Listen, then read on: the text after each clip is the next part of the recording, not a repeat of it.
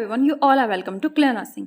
आज हम बात करेंगे पार्ट 3 के बारे में, जिसमें हमारी मेडिकल सर्जिकल नर्सिंग जो टॉपिक था, जो सब्जेक्ट थी, वो बच चुकी थी। तो हम एक के बाद एक सारे सिस्टम की बात कर लेते हैं। तो जो पहला सिस्टम है वो हम लेते हैं ब्लड से। तो ब्लड में इंपॉर्टेंट टॉपिक्स क्या हैं?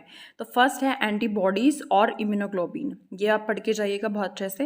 हेपेरिन वारफेरिन के एंटीडोट पे क्वेश्चन बहुत बार आता है, तो आपको पता होना चाहिए और बाकी आप पढ़ लीजिएगा। तीसरा जो है एनीमिया, जितने भी एनीमिया हैं, फॉलिक एसिड का है, पर्नीशियस एनीमिया है, सिकल सेल एनीमिया है, जितने भी हैं सब पढ़ के जाइएगा, उनके मैनेजमेंट। एंड फोर्थ पे आता है लिम्फोमा, हॉटकिन लिम्फोमा डिजीज जो है, ये पढ़ के जाइएगा। ये भी बहुत इंपॉर्टेंट, इसमें सर्वाइकल नोड जो होता है वो सबसे पहले फर्स्ट अपीयर होता है, तो ये क्वेश्चन बनता है इसके ऊपर। तो ये पढ़ के जाइएगा, कैसी सेल्स पाई जाती हैं इसमें।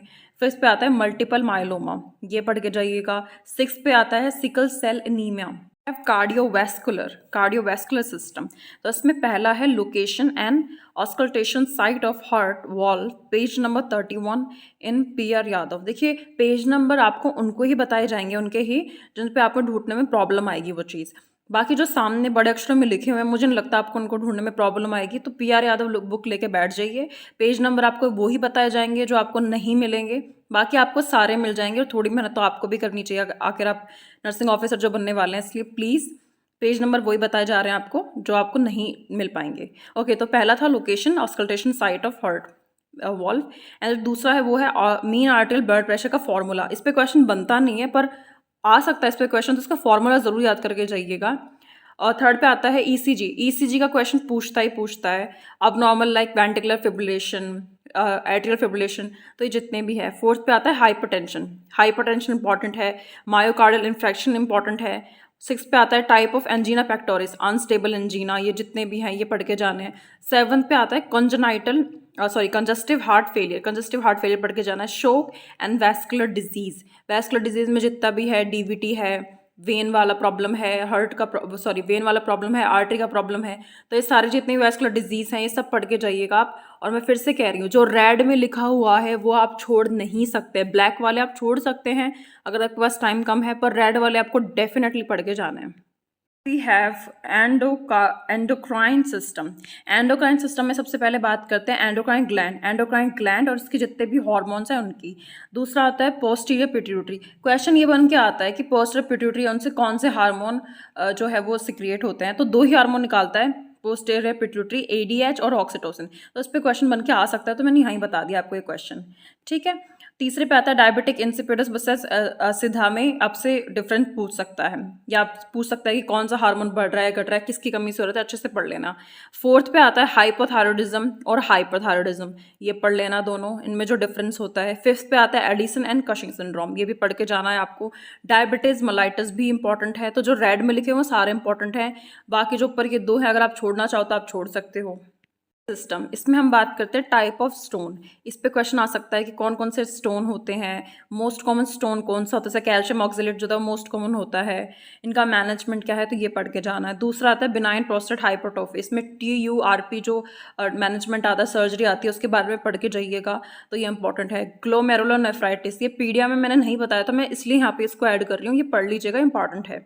फोर्थ पे आता है हीमोडायलिसिस एंड पेरिटोनल डायलिसिस, ये पढ़ के जाइएगा। UTI मैनेजमेंट, इसका सिर्फ मैनेजमेंट पूछेगा कि कौन सी ड्रग जो है वो दी जाती है, मैनेजमेंट क्या होता है, इसके मोस्ट कॉमन जो कॉज हैं वो ज़रूर देख के जाइएगा। सिक्स पे आता है क्रॉनिक रीनल फेलियर के जो भी सिम्टम्स हैं, कैरेक्टरिस्टिक्स हैं, वो पढ़ के जाइएगा। तो ये हुआ आपका यूरिनरी सिस्टम। स्किन में जो इंपॉर्टेंट चीज़ है वो यही है कि बर्न पढ़ के जाना है, जो भी बर्न का पूरा चार्ट है, first degree burn, second degree burn, third degree burn, partial thickness burn, जो भी है, तो ये सब पढ़ के जाना है, ठीक है। रूल ऑफ 9 पढ़ के जाना आपको। इस पे क्वेश्चन बन सकता है कि पेशेंट का आगे चेस्ट जल चुका है, दोनों लिम्ब जल चुके हैं, बताओ कितना हुआ उसका बर्न एरिया, तो ये पढ़ के जाना है। दूसरा आता है स्कैबीज, हर्पिस ज़ूस्टर, इम्पैटिको, स्पोरेसिस, इसके कैरेक्टरिस्टिक्स एंड इसका मैनेजमेंट, कौन सी दवाई दी जाती है, तो ये पढ़ लीजिएगा आप, ये इंपॉर्टेंट है। वी हैव सेंस ऑर्गन में सबसे पहले बात कर लेते हैं आई की। आई में मसल ऑफ आई, जितनी भी मसल्स है आई की, जो ऊपर नीचे साइड में देखने के लिए काम आती हैं, वो सारी याद कर लीजिएगा। ग्लूकोमा जरूर पढ़ के जाना है, बहुत इंपॉर्टेंट है। कैटरेक्ट पढ़ के जाना है। रेटिना डिटैचमेंट का जो कैरेक्टरिस्टिक्स है कि फ्लोटिंग आता है आंखों के सामने, तो ये सब पढ़ के जाना है आपको। ईयर में ओटाइटिस मीडिया ही से ही सबसे ज़्यादा क्वेश्चन पूछे जाते हैं, और ओटोस्क्लेरोसिस भी पढ़ के जाइएगा। मेरिन डिजीज भी पढ़ के जाइएगा, इसमें थोड़ा सोडियम से रिलेटेड क्वेश्चन पूछता है आपसे। तो ये हो गया आपके sense organ. Important system nervous system. Okay, so nervous system में हम बात करते हैं पहले फंक्शन ऑफ ब्रेन। ब्रेन के जितने भी फंक्शन हैं, जिस पार्ट के फ्रंटल लोब क्या काम करता है, मिड ब्रेन क्या काम करता है, एंड जितने भी हैं पोन्स क्या काम करता है, मेडुला क्या करता है, हाइपोथैलेमस में क्या काम है, ये सारे फंक्शन जितने भी सब याद करके जाइएगा। क्रेनियल नर्व याद करके जानी है, जितनी भी 12 क्लियर नर्व है, ओक्यूलोमीटर है, और जितने भी है ये ऑप्टिक नर्व है, सारी याद करके जाइएगा। थर्ड पे आता है मल्टीपल स्क्लेरोसिस एंड पार्किंसन, तो ये दोनों याद करके जाना है आपको। फोर्थ पे आता है myasthenia gravis and stroke, and fifth पे आता है bell palsy and trigeminal neuralgia. तो इसका आपको पूछेगा कि कौन सी क्रेनियल नर्व से ये हो रहा है, इसके कैरेक्टरिस्टिक्स क्या हैं, बस यही क्वेश्चन आता है इस पे। सिक्स पे देखिए क्वेश्चन आता है, पर मैं यहाँ आपको बता रही हूँ, उसमें यही पूछा जाता है। अगर एंड क्लास बेस्ड क्वेश्चन आएगा तो यही बन के आएगा इसके अंदर।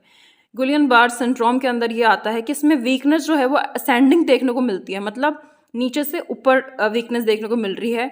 एंड इसमें मॉनिटर जो करना है हमें वो रेस्पिरेशन को करना है, क्योंकि अगर रेस्पिरेशन जो है वो पैरालाइज हो गया, वीकनेस आ गई, तो पेशेंट की डेथ हो जाएगी। इसलिए यही चेक करते हैं इसमें। इस पर एनक्लस बेस्ड क्वेश्चन बन के आता है। लास्ट में ही 7 नंबर है मेनिंजाइटिस एंड आईसीपी का ट्राई ज़रूर याद करके जाइएगा। नॉर्मल प्रेशर कितना होता है इसका, और मैनेजमेंट ऑफ एपिलेप्सी का मैनेजमेंट पढ़ के जाइएगा कि सीजर आते हैं तो क्या क्या मैनेजमेंट करते हैं। 9th पे आता है हेड इंजरी होने के बाद ना फीटल में नहीं, इन्फेंट में, चाइल्ड में, अडल्ट में क्या सिम्टम्स आ रहे हैं, क्या जैसे बल्जिंग फंटेनल हो जाता है तो ये किस में देखने को मिलता है, अडल्ट में क्या आ रहा है, श्रिल्क है किस में कर रहा है। तो ये सारे जो भी हेड इंजरी के हैं कैरेक्टरिस्टिक्स ये पढ़ के जाइएगा for nervous system. Next we have respiratory system. Respiratory system में बात करते हैं पल्मोनरी लंग फंक्शन टेस्ट। इसमें आपका आता है टाइडियल वॉल्यूम, तो ये सारे जितने भी वॉल्यूम दे रखे हैं उसमें सब याद करके जाइएगा। आपके से वो पूछ सकता है कि टाइडियल वॉल्यूम कितना होता है, जो अदर वॉल्यूम है वो कितने होते हैं, तो ये सब याद करके जाइएगा। सीओपीडी एस्थमा ज़रूर याद करके जाइएगा, इनके कैरेक्टरिस्टिक्स, इनके साइन सिम्टम, जितने भी लक्षण होते हैं इनके, तो ये सब याद करके जाइएगा। तीसरे पे आता है न्यूमोथोरक्स एंड प्लूरल डिफ्यूजन, इसके क्लिनिकल मैनिफेस्टेशन याद करके जाने हैं। फोर्थ पे आता है निमोनिया, एंड फिफ्थ पे आता है पल्मोनरी एम्बोलिज्म। तो ये हो गए आपके रेस्पिरेटरी सिस्टम के। Now we have digestive system. Stomach की बात कर लेते हैं। इसमें आता है पहले गैस्ट्रिक ग्लैंड, जो भी पेज नंबर आपको 146 पे मिल जाएगा PR यादव में। गैस्ट्रिक ग्लैंड में मतलब जो सेल्स हैं, इंट्रिंसिक फैक्टर कौन निकालता है, HCl किस ग्लैंड से निकलता है, तो जितने भी हैं सब याद करके जाइएगा। पैनक्रियाटिक एंजाइम भी याद करके जाना है आपको। एंड फंक्शन ऑफ लीवर के फंक्शन याद करके जाइएगा। एंड पेप्टिक अल्सर याद करके जाना, उसका मैनेजमेंट याद करके जाना है। अपेंडिसाइटिस के सारे जितने भी साइंस हैं वो सारे साइन याद करके जाइएगा। क्रॉन वर्सेस अल्सरेटिव कोलाइटिस का जो डिफरेंस है चार्ट बना हुआ है, देख लीजिएगा, वो मिल जाएगा आपको PR यादव में, वो चार्ट ज़रूर पढ़ के जाइएगा। Cirrhosis of liver and pancreatitis, ये भी पढ़ के जाना है आपको। हेपेटाइटिस में आपको सिर्फ जो चार्ट है ना, जो पूरा बना हुआ है, आपको पेज नंबर 160 पे मिल जाएगा PR यादव में, वो चार्ट पढ़ लीजिएगा पूरा कि किस में DNA वायरस होता है। DNA वायरस सिर्फ उसमें हेपेटाइटिस B में देखने को मिलता है, कौन फूड से फैल रहा है, कौन ब्लड से फैल रहा है, बस आपको ये याद करना है इसमें। तो ये हो गया आपके डाइजेस्टिव सिस्टम के इंपॉर्टेंट टॉपिक। करते हैं मस्कुलोस्केलेटन सिस्टम की। मस्कुलोस्केलेटन सिस्टम में क्या आता है, अबनॉर्मल कर्व और वर्टिब्रल कॉलम, ये उसकी बात करता है काइफोसिस की, लॉर्डोसिस की एंड स्क्लेरोसिस की। तो ये जितने भी हैं तीनों, इनको याद कर लीजिएगा कि इनकी डेफिनेशन क्या है, किसके अबनॉर्मलिटी से ये चीज़ हो रही है। फ्रैक्चर का मैनेजमेंट ज़रूर याद कर लीजिएगा। फ्रैक्चर का मैनेजमेंट क्या होता है, इसके रेस देखने को मिलता है इसमें मैनेजमेंट में रेस करते हैं, आइस लगाते हैं एंड रेस्ट देते हैं, जो भी है, तो ये सब याद कर लीजिएगा। तीसरे पे आता है ओस्टियोपोरोसिस एंड अर्थराइटिस जितने भी हैं, ओस्टियोआर्थराइटिस है, गाउट है, रिमेटिक अर्थराइटिस है, सारे अच्छे से याद कर लीजिएगा। ओस्टियोपोरोसिस आप छोड़ दे तो कोई दिक्कत नहीं है, पर अर्थराइटिस बहुत इंपॉर्टेंट है मस्कुलोस्केलेटल सिस्टम में, तो ज़रूर याद करके जाइएगा आप, ठीक है, अर्थराइटिस को। Last but not the least, oncology system में आता है रेडिएशन थेरेपी, टेलीथेरेपी, ब्रैक्योथेरेपी। तो ये ज़रूर याद करके जाइएगा। सर्वाइकल कैंसर ही पूछता है ओनली आपके ऑन्कोलॉजी सिस्टम से, बाकी कुछ भी नहीं आता है। बाकी आपको सारा आपने OBG में पढ़ लिया होगा, तो इसके लिए सर्वाइकल कैंसर ही आता है। और अगर कोई क्वेश्चन आता है इससे बन के, तो आता है कीमोथेरेपी की ड्रग्स। जितनी भी ड्रग हैं उनको ज़रूर याद करके जाइएगा कि कौन सी ड्रग क्या कर रही है। जैसे फॉलिक एसिड की कमी जो होती है, मीथोट्रेक्सेट करती है, तो ये इनके साइड इफेक्ट है, तो ये ज़रूर याद करके जाइएगा। तो कीमोथेरेपी की ड्रग्स ही बहुत ज़्यादा कॉमन है और इम्पॉर्टेंट है इसके अंदर, तो ये ज़रूर याद करके जाइए। ये हो गए आपके जितने भी सब्जेक्ट थे, मैंने सारे सब्जेक्ट के आपको इम्पॉर्टेंट टॉपिक बता दिए हैं। आप पीआर यादव से पढ़ सकते हैं, आपको स्क्रीनशॉट लेने की कोई ज़रूरत नहीं है इनकी। आप सबको ये टेलीग्राम पे मिल जाएंगे, क्योंकि स्क्रीनशॉट लेंगे आप फ़ोन का स्टोरेज फिल कर रहे हैं, कोई सेंस नहीं है। आप टेलीग्राम पे ज्वाइन कर लीजिए, टेलीग्राम पे सारा अवेलेबल रहेगा, कभी डिलीट नहीं होगा वहाँ से। और ये सिर्फ ESIC के लिए इंपॉर्टेंट नहीं है, ये सारे टॉपिक के सब्जेक्ट, ये DSSB जितने भी आपके अपकमिंग नर्सिंग एग्जाम है सबके लिए इंपॉर्टेंट है।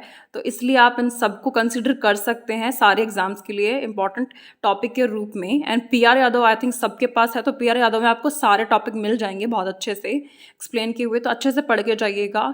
हमारी तरफ से आपको बेस्ट ऑफ लक। एंड कोई भी प्रॉब्लम हो, कोई भी क्वेरी हो, आप पूछ सकते हैं। हमें इंस्टाग्राम पे फॉलो कर सकते हैं आप, एंड इंस्टाग्राम पे हम बहुत क्वेश्चन अपलोड करते हैं नाइस, तो आप वहाँ पे जाके हमें फॉलो कर सकते हैं। हमें टेलीग्राम पे फॉलो कर सकते हैं, कुछ भी पहले आता है टेलीग्राम पे पहले डलता है, बाद में वीडियो बनती है।